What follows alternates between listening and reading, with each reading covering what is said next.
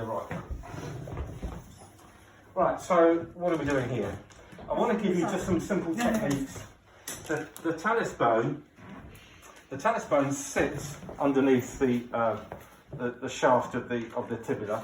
It's an amazing, incredible junction that allows us to flex.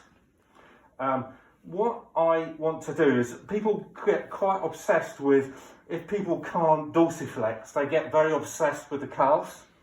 And that could well be the case, and I'm not saying it isn't at all. But sure, MET around this, all the usual stuff that we do. I quite like to just do a little bit of kind of joint kind of mobilisation here. The relationship here between the talus, and I can't get my head around that joint right now, but that relationship is a really important one. So the technique I'm going to do is I'm going to put Hannah's foot on the book.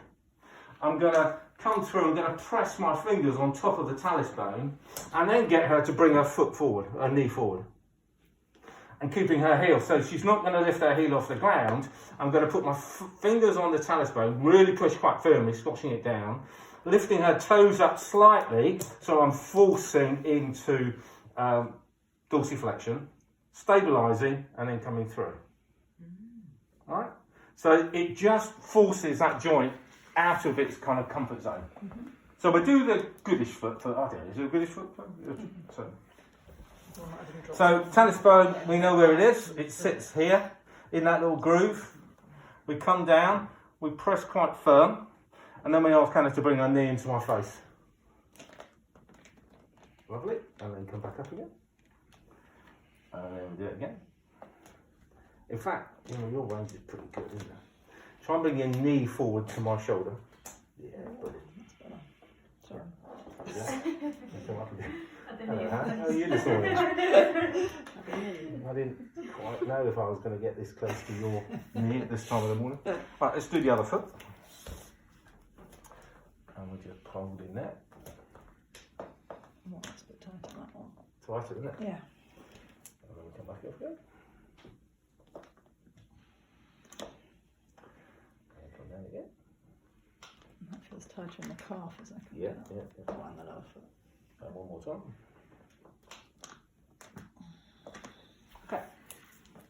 Nice technique if you've got somebody who's got very poor dorsiflexion, rather than just working on the calf. So just pop it up and just see if that makes a difference. It may do, it may not. Little book under the toe just increases that dorsiflexion.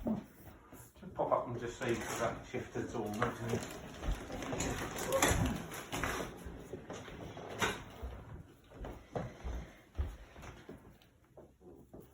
Feel any freer? Not really.